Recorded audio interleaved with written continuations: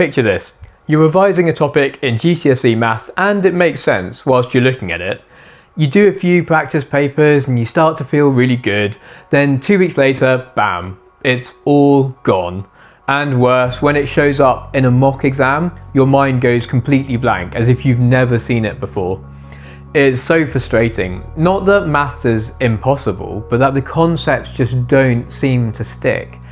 If you've been wondering how to revise GCSE Maths such that you actually remember the methods and that you actually apply them correctly and that you stop dropping marks on topics which you're meant to have covered, then this video is for you. Because revising maths isn't just about reading endless examples.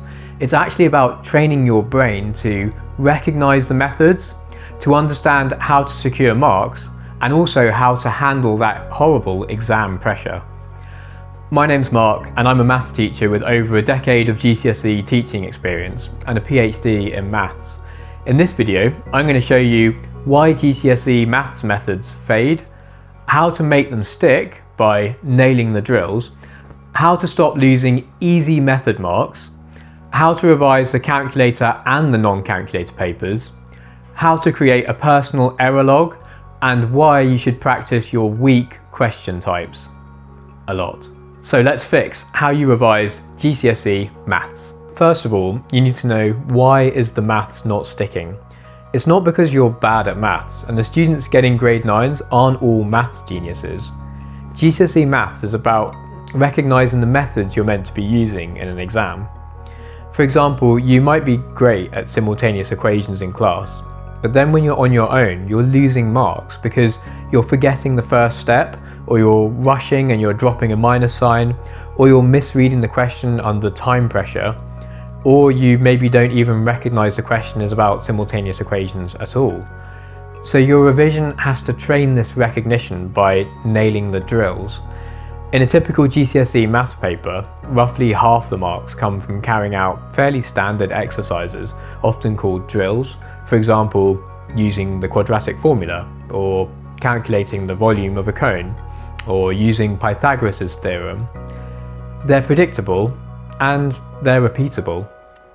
You revise them by working through specific exercises from easy to hard repeatedly until it becomes automatic. Then the real test is when you add a timer and do it again. That will ensure the methods never fade. If you can nail the drills, you've basically guaranteed yourself 50% of the total marks.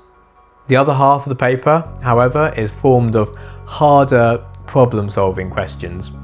These are multi-step, heavily worded, unfamiliar contexts where you have to work out which mathematical method, or methods plural, to use and why. They're not at all predictable, nor are they repeatable. So how are you going to nail these harder question types?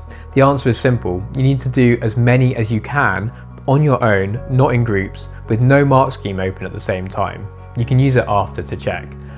You'll find problem-solving questions in all the recent past papers. For example, there might be a question on a Ferris wheel or a spaceship, or there might be the game show question. The aim is to experience as many different contexts as possible, so you get used to that feeling of flapping around in the dark a bit, not quite knowing what to do initially. It's best not to time yourself for these types of questions when you're starting out, just to allow yourself more time to get deeply into it mathematically. Once you feel like you've built up a resilience to the uncertainty that these types of questions offer, then you can whack on a timer to try and reproduce those real exam conditions. This is where you'll learn how to keep cool under pressure and how to be okay with stopping and moving on to the next question. Save My Exam's GCSE Maths exam questions are perfect for revising both of these, from topic organised drill questions across different difficulty levels for repeated practice, to exam-style problem-solving questions with student-friendly model answers for when you're ready to put it all together. When the drills and the problem-solving questions have started to stick, it's time to focus on how to stop losing method marks. It's so tempting to do a load of practice questions and then just look at the final answer and see if you got that bit right. You're basically looking at the answer mark. But what's arguably more important are the method marks. Dig a little deeper and ask yourself, where are the method marks allocated in this question? open the mark scheme and look at how all the marks are broken down for that question. If it's a 5-mark algebra question, you might see 1 mark for expanding, 1 mark for simplifying, 1 mark for rearranging, and 1 mark for substituting, and finally 1 mark for getting the correct answer. If you're consistently losing that final answer mark, you might think that you can't do algebra and that you've scored 0 out of 5, but you can actually do algebra and you're almost there. You just need to make sure your method is as clear as absolutely possible so that you can scoop up as many method marks as possible. Save My Exams has a load of work solution videos that show you the full method clearly and the mark scheme breakdown. You can then compare your answers to that and see where you made any mistakes. Then you can read through our examiner written revision notes to go over specific topics that you're struggling with. This way you can turn your weaknesses into strengths. You can turn, say, a 5 into a 7 or a 7 into a 9. Now here's something most students don't do: revise the calculator and non-calculator papers differently. Most students revise both papers the same way, but they actually require different skills. The non-calculator paper wants to see your mental maths. It tests how confident you are with numbers. Make sure you strengthen your mental arithmetic and practice things like adding, subtracting, multiplying and dividing fractions and decimals, calculating percentage increases and decreases quickly, learning to use all the rules that apply to numbers, for example the index laws, knowing how to estimate quantities by rounding to appropriate numbers of significant figures. For non-calculator revision, focus on speed and accuracy. Short, sharp drills, timed and repeated until the basics are completely automatic. The calculator paper requires a totally different set of skills. This paper isn't about arithmetic, it's about setting up a method to solve a problem. Before you write anything down, ask yourself, at which point in the method am I likely to require a calculator?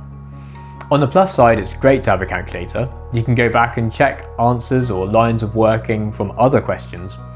But be careful, it introduces 2 new sources of error: typing something incorrectly in your calculator or rounding too early. Save My Exams have mock calculator exam papers that are super useful because they mirror the real exam structures, especially those longer multi-step worded questions at the end of a paper that can require quite skilled calculator usage when working with such messy decimals. Here's a question for you: which paper do you find harder, the calculator paper or the non-calculator paper? Drop it in the comments because we read every single one. Now here's a little bonus tip to help maths concepts stick. Create your own error log. So after every revision session, create a simple table with 3 columns and label them topic, mistake, fix. Then fill it out with any errors you made in that session. For example, topic, compound interest; mistake, rounding; fix, give money to 2 decimal places. Or maybe topic, trigonometry; mistake, solving tan 30 equals x over 6. Fix, multiply both sides by 6. Over time, patterns appear. Spotting these weaknesses mean you're able to fix them, and so many of them will be quick fixes, making it easy to pick up extra marks. As you start fixing your errors, your confidence will build, maths concepts will start sticking, and you'll feel ready for the tougher GCSE Maths questions. And this leads us nicely onto practicing your weakest question types. If you write an error log, what keeps appearing? It might be quadratics, similar shapes, worded ratio problems, or something totally different. Whatever it might be, you can go and deliberately practice that exact question type back to back. Not one question, but 5 to 10 at a time. Save My Exams makes this super easy because the exam style questions are already organised by topic and by difficulty level, so you can isolate exactly what you're struggling with quickly instead of waiting for it to appear in a full paper. By confronting the topics that used to confuse you repeatedly until it feels normal, your maths confidence will build and your grade will improve. We've covered a lot, so it's time to recap. If you remember to nail the drills, scoop up all the method marks, revise the calculator and non-calculator papers separately, create an error log, and revisit your weakest question types, Then maths concepts will start sticking and the methods will start to feel more familiar.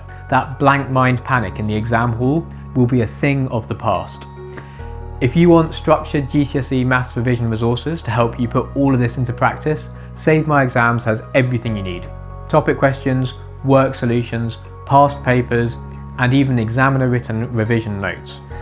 The links are in the description below. Go and take a look, and best of luck with your revision.